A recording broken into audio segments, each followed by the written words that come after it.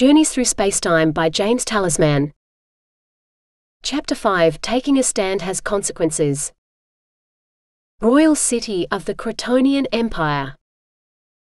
Cassius could hear roaring laughter from inside the popina as he neared one of the most popular bars in the city. As he walked through the entrance, Brutus bellowed out, "Finally, my warrior friend! Hey everyone, here is one of the finest combatants the Critonian Empire has ever had. Besides myself, of course."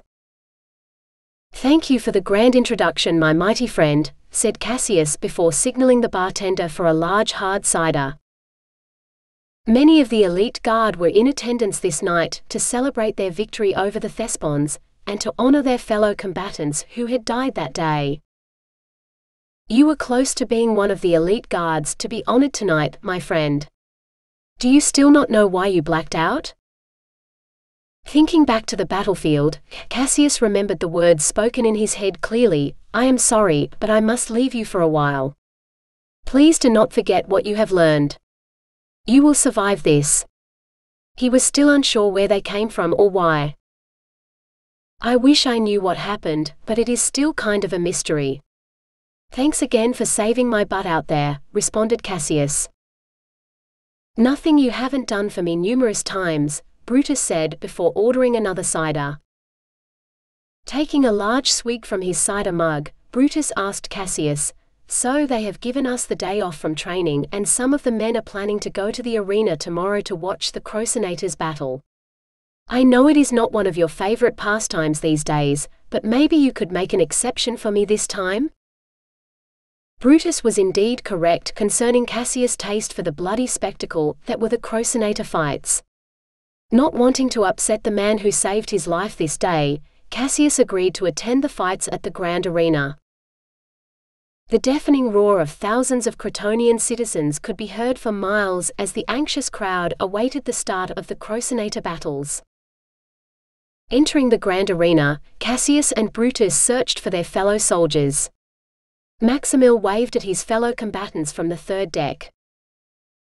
"So glad you two could join us today," shouted Maximil as he shook hands with Cassius and Brutus upon their arrival. Hand slaps and shakes ensued as the elite guard soldiers greeted each other. "Time for some food and drink," bellowed the large and bushy-bearded Brutus.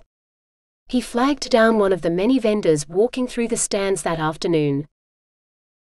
Soon the soldiers had plenty of Crutus's legs and Bellenbury wine in their possession, as they awaited the upcoming expositions of blood and mayhem. Within a short time, the loud sound of the cornu announced the beginning of the many battles planned for the afternoon. The first demonstration for the day would be a reenactment of the Battle of Antioch, that took place 10 years prior, as the Critonian army had advanced on the Sidocian lands on the northeastern border of the Critonian Empire. Wishing to expand the empire to the north, Critonian leaders had decided to proceed against this formidable enemy. The Sidocians were a mountain people, who had some of the most ferocious warriors in all the lands. Growing up and mining in the harsh environment of the Aleutian mountain range, the Sidocian people were hardened and powerful. The Theron metal material mined from the Aleutian mountain region produced some of the best weapons and farming instruments that could be obtained anywhere on the Rhytan continent of Alariton. As with most of his desired acquisitions, the Critonian emperor coveted the Theron metal and planned to obtain it by taking control of Sidocia. Battle-dressed Crocinator slaves filed out onto the battlefield at the center of the Grand Arena, and took their place across from each other. Carrying battle axes and razor-sharp swords, these warrior slaves had only one true mission: kill their opponents and stay alive. Soon a horn sounded to start the first conflict. Racing towards each other, the slaves began to swing their weapons at each other on the mock battlefield. Most of the men fighting in these first few battles had little combat training. It showed in the haphazard way they were battling each other. The Crocinator slaves who represented the Critonian elite guard were trained slightly more than the opposing slaves. In time, they began to take the advantage in this mock battle. The battleground was growing with blood as the mock battle ensued. By the time the first engagement was finished, there were only 3 Crocenator slaves who remained alive. The crowd roared as these remaining Critonian guard victors raised their weapons to the huge mob of screaming spectators. 2 more battle sequences were played out before the crowd as cheers sounded each time a slave was cut down and lay bloody on the ground. Those battles were a sight to observe. "Don't you agree, Cassius?" Maximum asked. Before he could stop himself, Cassius replied, "I feel those famous battles were not honored by this horrible spectacle. Do we truly pay homage to our former guardsmen by this ghastly display we all observed?" After Cassius spoke those words, grumbling could be heard from his fellow soldiers. "I do not think your words are going over well. It might be best to keep those thoughts to yourself," said Brutus in a low voice. The final event for the day would be between 2 of the finest and most ferocious Crocenators to ever fight. A Sidocian warrior would face off against the reigning champion, Hulcatan, from the Thessalutian province. Standing nearly 8 feet tall, Hulcatan was one of the most opposing figures Cassius had ever observed. Battle scars zigzagged all over Hulcutan's huge muscular physique and face as he stared savagely at his Sidocian opponent. At 6.5 feet and 300 pounds of pure muscle, the Sidocian was indeed a true warrior as well. A loud roar came from the crowd as they anticipated blood and death. The final horn sounded to begin the death match between the 2 warriors. Armed with steel-cutting weapons, the 2 giants of men walked toward each other on the arena's battlefield. Even with his formidable stature, the Sidocian looked small as he stood head-to-head with the beast called the Barbarian from Thessalucia. Due to natural strength gained from living in the Aleutian Mountains, the Sidocian used his powerful legs to sprint around the massive brute and jump high in the air for a mighty swing towards Hulcutan's massive neck. Pivoting slightly at the last second, Hulcatan was able to avoid a killing blow as the sword's razor-sharp steel sliced down into the brute's thick shoulder muscles. Violently, Hulcatan ripped the sword from his body and flung it away like a small toy. Having fallen to the ground after his attack at the beast's neck, the Sidocian scrambled to get back up onto his feet. Just as the Sidocian warrior had regained his footing, the gargantuan monster swung his huge leg at the warrior and knocked him back to the ground. Stunned and injured from the powerful kick to his side, the Sidocian tried desperately to regain his breath. Before the Sidocian could fully recover from the vicious and brutal attack, Hulcatan swung his gleaming Tritantium blade down across the Sidocian's neck to sever his head from his body. The humongous barbarian raised his sword in victory, as the whole arena of spectators jumped to their feet to cheer on the still undefeated Crocenator. "More drink and merriment tonight, my friend?" asked Brutus as they began to head out of the stadium. "I need to take care of some personal business, but I'll try my best to come by the Popina later," replied Cassius. "Very well, my noble friend. If I do not see you tonight, I'll see you tomorrow during training," said Brutus as he and Cassius began to go their separate ways outside the arena. Truthfully, Cassius had no plans to go to the bar that night. After the recent battle and the spectacles seen at the stadium, he needed to spend some time alone and meditate. He headed towards one of his favorite quiet spots in the foothills east of the city. As Cassius sat on a huge flat rock overlooking the city below, he watched as the sun slowly dropped behind the mountains on the eastern slope. Soon dusk turned to dark as he closed his eyes to meditate. With just the sound of a slight breeze and a few birdsongs, Cassius began to turn off his thoughts and settle his mind. Soon peace came to Cassius as he dropped his mindful thoughts and began to enter the void, just as he had been taught by Master Jedivan. Once in the vortex of his mind, Cassius tried to analyze the words spoken in his mind at the battlefield. Who or what was this voice in my head, and why was it leaving, thought Cassius as he continued to meditate on the words spoken in his head. Please do not forget what you have learned, rang through his mind as Cassius continued to ponder the battlefield event from just the day before. I assume the lessons I should remember are those I have been learning from Master Jedivan. Approximately 1 year prior. "You are learning these lessons quickly, my young warrior," Master Jedivan said to Cassius as they both sat on the large flat rock overlooking the city. "Thank you, Master Jedivan. It has been a lot of information, but it all seems to make much sense," replied Cassius to his teacher. "It is because the knowledge you have been learning has always been there. You just needed to find the peace required to allow it in," spoke Master to student. "Whenever your mind has turmoil, always remember to find that peace within. Once your mind is at peace, it will allow the infinite mind to guide your thoughts and actions." Master Jedivan got up from his seat on the rock. "Thank you once again for taking the time to teach me your wisdom, Master," replied Cassius as he too rose from the rock. It was now dark. Master Jedivan asked Cassius, "Do you remember the lesson on navigating the darkness?" With those words from the master, Cassius began to settle his mind and internally command his eyes to see like the nocturnal creatures that roamed the night. Soon the darkness faded as his eyes started to see the surrounding area and the trail leading back to the city. After remembering his earlier lessons with Master Jedivan and meditating a while longer, Cassius decided to head back to the barracks for some much-needed sleep. Using what he had learned from that earlier time, he was able to enhance his vision once again and navigate the darkness back to the battalion camp. Cassius woke full of energy after a good night's sleep. The act of quieting his mind and meditating always brought him the peacefulness he needed to allow his mind and body to rest properly.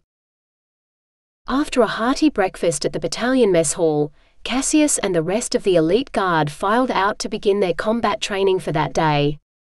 Training started with heavy calisthenics to build up stamina, muscles, and the flexibility needed to be successful on the battlefield. Once the initial calisthenics were complete, the guardsmen broke up into pairs to begin weapons training. This day's weapon would be the wooden sword. The instructor went over all the basic sword offensive and defensive movements with the soldiers, and then told them all to practice the moves against each other. Cassius paired up with Maximil. As they squared off from each other, Maximil quickly charged after Cassius with anger in his eyes. Waiting for the usual mutual acknowledgement from each combatant before starting, Cassius was caught off guard by Maximil's advance. Even though caught off guard, his quick reflexes allowed him to counter the hard wooden sword slightly with his own as it came crashing down towards his shoulder. The powerful blow hit his leg instead of the shoulder area. Grunting from the pain in his leg, Cassius instinctively countered the second blow aimed at his head, and quickly moved back into a better defensive position. From his new defensive position, Cassius calmed his mind and sought peace within, just as Master Jedivan had taught him. Time seemed to stand still for him as his mind gave him a sequence of moves to use against his aggressor. With his mind and body fully alert, Cassius quickly countered the next sword swing from Maximil and began a series of sword moves that struck Maximil numerous times, before Cassius' aggressor succumbed to the onslaught of powerful hits and crumbled to the ground. While Cassius had some regret for knocking Maximil to the ground, he also knew that he could have easily killed Maximil if desired. Just then a horn sounded to signal a 10-minute break for the training soldiers. Getting a drink from the outdoor well, Cassius allowed his breathing to return to normal. "What just happened between you and Maximil?" asked Brutus as he came over for a drink of water. "You should ask him," replied Cassius. Just then, loud yells came from the other end of the training courtyard, along with the sound of a whip hitting flesh. "Faster, you mangy no-good slave," shouted the man with a huge whip in his hand. Seeing that the victim of the whip lashing was quite young, Cassius ran towards the slave to help. "He is but a child," Cassius yelled as he got closer. "Mind your own business, guardsman," shouted back the man with the whip as he drew back to hit the young child again. Before the whip swung down on the victim once more, Cassius sprinted across the remaining distance and jump-kicked the man in the chest with both feet. The slave master, whip and Cassius all fell to the ground from the kick. The slave master gasped for breath. "You will pay for this, soldier." Lord Soraturn will not be pleased with your actions, grumbled the slavemaster as he worked to pick himself up from the ground. Soon the instructor came over to inquire on what had happened. Upon hearing the details from both men, the training instructor ordered Cassius to go back to the barracks and wait for further instruction. As Cassius sat in the barracks, he thought to himself, should I have stepped in for that slave boy? Normally, Cassius' intuition would have given him the answer, but now he did not seem to be getting in a direction either way. I just do not understand this world anymore. Why do we even have slaves? What is the purpose of all these wars I am constantly a part of? Cassius thought to himself as he sat on his bunk. He tried to go back to his peaceful state, but too many concerns were making his mind restless. I wished I was at my favorite meditation place right now, Cassius thought as he frantically sought refuge in his mind. Later, Cassius' commanding officer came to his bunk. Guardsman, that was an unwise choice you made today. That choice could have caused you a court-martial or even death. I fully understand, sir. Seeing that boy being whipped did not sit well with me. I felt I should intervene, replied Cassius. Fortunately, your record up until today has been impeccable. The battalion commander ensured Lord Soraturn that nothing like this will ever happen again. For your part in this, you will serve extra watch duty for the next 6 months. Now get yourself some food because guard duty starts tonight. The night was cool as Cassius made his rounds throughout the battalion complex. As he walked the southwest perimeter, he heard crying coming from cells that were normally used for confining war prisoners, until they were sent to the main prison north of the capital city. Coming over to the cells, Cassius found a dozen young boys and girls locked up in the cells. Why are you all locked up in this cell? Our village to the south was ransacked. Most of the adults were killed. We were captured by slave traders. We are now to be sold as slaves, cried out one of the older boys. Seeing the young children locked up, crying and cold, Cassius thought to himself, why is the army helping to enslave these innocent children? I cannot just stand by and let this happen. As had happened earlier with the young boy being whipped, Cassius instinctively decided to do the right thing and release the children from the cell. With one mighty swing at the lock with his sword, he broke the lock and opened the cell door. You must all quickly head south and never turn back, he said to the children as he pointed south with his finger. The children quickly and quietly ran in the direction Cassius pointed. Unfortunately, the sound of Cassius' sword breaking the lock alerted guardsmen stationed at the northern perimeter. 10 soldiers came running towards the sound. The lead guardsman shouted to Cassius, "Stop right there, soldier. Drop your weapon."